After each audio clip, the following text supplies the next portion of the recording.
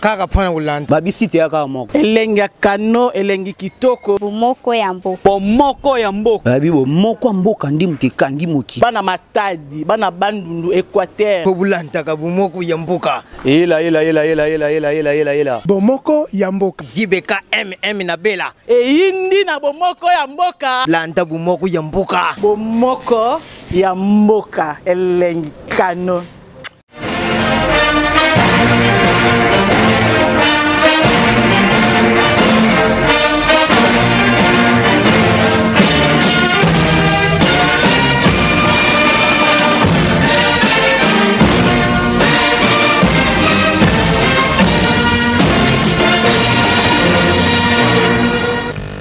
Mes chers compatriotes, il y a 18 ans, presque jour pour jour, par la grâce du Très-Haut, et suite à un malheureux concours de circonstances, j'accédais à la magistrature suprême dans un contexte marqué par des défis aussi nombreux que graves, et par l'incertitude quant à la survie de notre pays en tant que nation et en tant qu'État.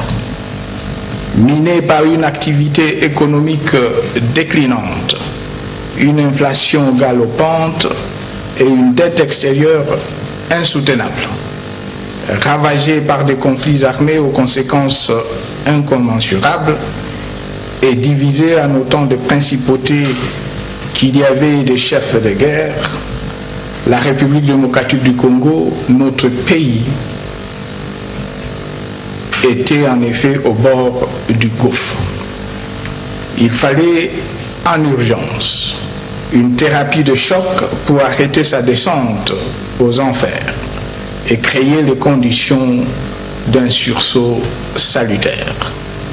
Comme si cela ne suffisait pas, Musée Laurent Désiré Kabila, d'auguste mémoire, qui avait suscité tant d'espoir au sein d'une population congolaise traumatisée par des décennies de dictature et de mauvaise gouvernance, venait d'être lâchement assassiné par les forces du mal, avant même que n'aient pu être solidifiées les fondations qui venaient de jeter d'un Congo dont le fils et les filles auraient été légitimement fiers. Il fallait éviter qu'avec sa mort, le rêve ne s'éteigne. C'est avec l'humilité qu'impose la conscience de l'immensité de la tâche, mais aussi la détermination de réussir que seule permet une grande foi en Dieu et en son peuple, que par un jour ensoleillé du 26 janvier 2001, je répondis à l'appel de la nation en prêtant serment.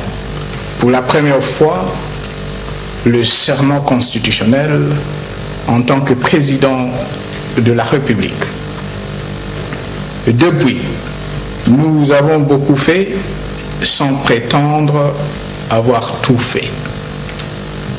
En effet, en dépit de l'action néfaste et résolue des ennemis de notre peuple, je n'ai jamais trahi mon serment. Ma détermination n'a jamais faibli. Et avec votre concours à tous, beaucoup d'obstacles ont été franchis. De bonnes choses accomplies. Au regard de là où nous étions il y a une quinzaine d'années, il y a de quoi se réjouir. Ainsi, grâce à la mobilisation sans faille de l'ensemble de notre peuple, au dialogue permanent avec les forces politiques et sociales comme moyen de prévention de conflits et de règlement des différends, à l'action de nos vaillantes forces de défense et de sécurité, chaque jour mieux équipées, plus professionnelles et efficaces, à une diplomatie agissante, à des réformes institutionnelles courageuses, au nombre desquelles la décentralisation et la récente révision du code minier, et à une politique monétaire et une gestion de finances publiques rigoureuse, le pays a été pacifié et réunifié. L'économie stabilisée puis relancée, la reconstruction engagée, l'accès aux services sociaux de base amélioré et des avancées sans précédent enregistrées en matière de démocratisation et d'instauration de l'état de droit, avec notamment l'organisation régulière des élections libres et démocratiques. La crise de légitimité née de la révocation en 1960, suivie de l'assassinat en janvier 1961 de notre héros national Patrice Emery Lumumba, a ainsi été résorbée grâce à notre action et sous notre leadership. Et le pouvoir a été effectivement rendu au peuple congolais, son dépositaire naturel. Mes chers compatriotes, le 30 décembre dernier, vous avez, pour la 3e fois consécutive, été aux urnes pour élire le président de la République et les députés nationaux, et pour la 2e fois, choisir vos représentants dans les assemblées provinciales. Grâce à votre maturité, les élections se sont déroulées dans le calme, ce dont je vous félicite. Et une première de taille, elles ont été intégralement financées, comme je l'avais promis, sur fonds propres du gouvernement de la République. La souveraineté nationale, l'indépendance de notre pays et la dignité de notre peuple n'ont pas de prix. Elles ont été réaffirmées. C'est un véritable motif de fierté. Elles doivent continuer à être défendues et sauvegardées, autant que doit l'être notre riche diversité culturelle.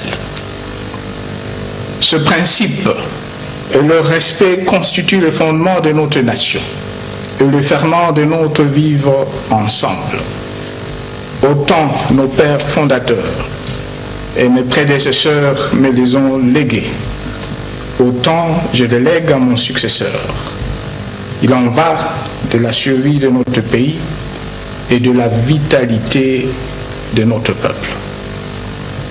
Bien plus, et chose inédite dans l'histoire de notre pays, qui en fait un pionnier en la matière dans la sous-région de l'Afrique centrale.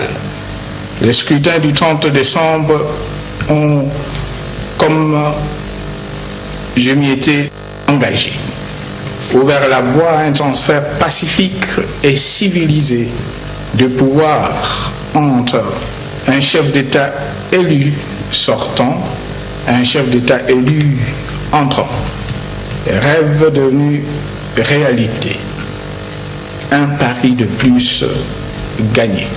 Il en est en outre symptomatique de la cristallisation croissante de la culture démocratique dans notre pays. Que l'heureux élu, bénéficiaire de cette alternance historique au sommet de l'État, est issu de l'opposition. C'est le lieu pour moi de réitérer en votre nom comme en mon nom propre nos félicitations ainsi que nos vœux de plein succès au président élu, M. Félix Antoine Tshisekedi Tshilombo. Qu'il soit assuré de pouvoir compter sur moi chaque fois qu'il le souhaitera et que l'intérêt du pays l'exigera.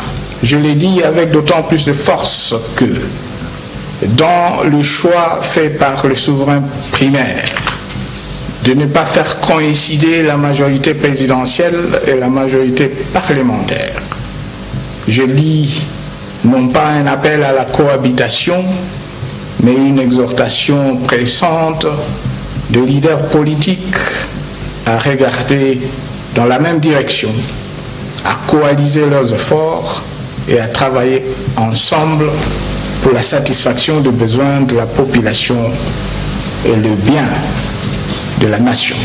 Mes chers compatriotes, mon mandat se termine au moment où s'enracine la vision d'un grand Congo, à jamais libre et démocratique, qui m'a toujours animé.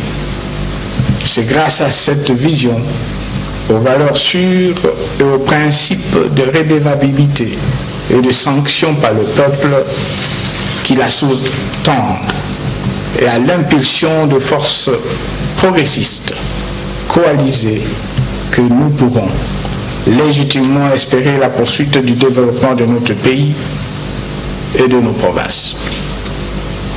J'en appelle donc à une grande coalition de toutes les forces progressistes. Coalition contre les forces prédatrices qui se sont liguées et qui tenteront toujours de se liguer pour s'accaparer de nos ressources naturelles sans contrepartie pour nos enfants et petits-enfants. Coalition pour défendre, y compris au prix du sacrifice suprême, l'indépendance, la souveraineté et l'intégrité territoriale de notre pays. Le droit légitime de notre peuple à l'autodétermination, ainsi que nos valeurs et notre dignité. Coalition pour une prospérité partagée et une cohésion nationale chaque jour renforcée, notre diversité étant un atout majeur.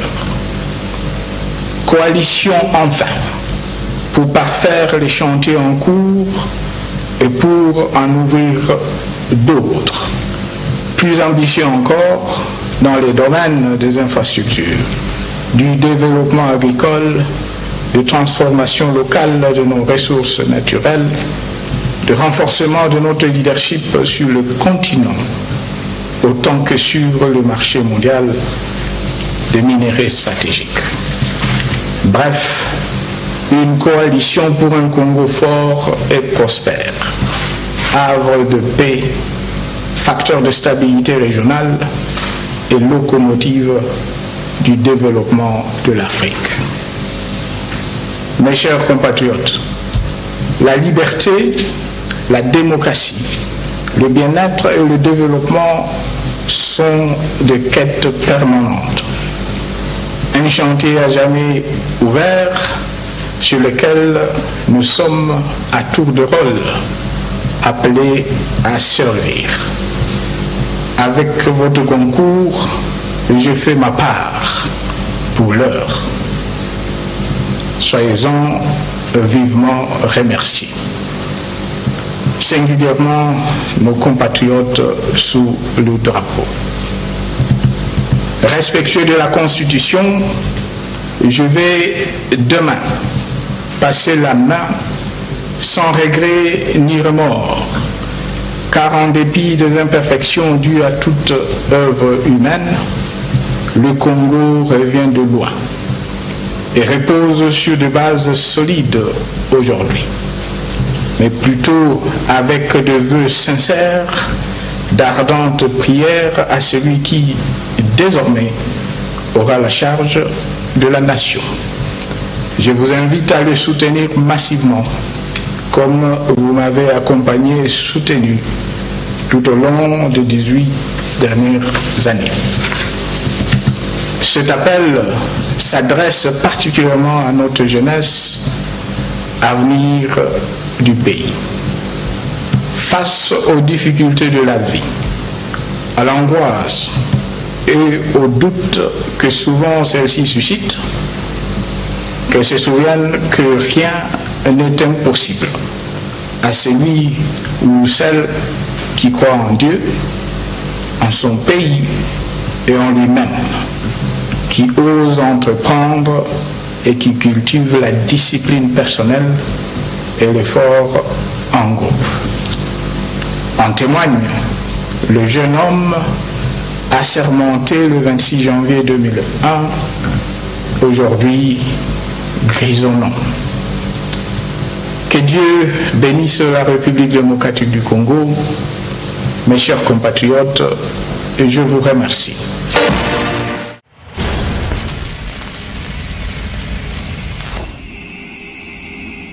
ila kaka pona kulanda babisite ya kaka moko elengi ya kano elengi kitoko bomoko ya mboka bomoko ya mboka babi bomoko ya mboka ndi mutekangi moki bana matadi bana bandundu Équateur po bulantaka bomoko ya mboka bomoko ya mboka zibeka na bela eyindi na bomoko ya mboka landa bomoko ya mboka bomoko ya mboka elengi kano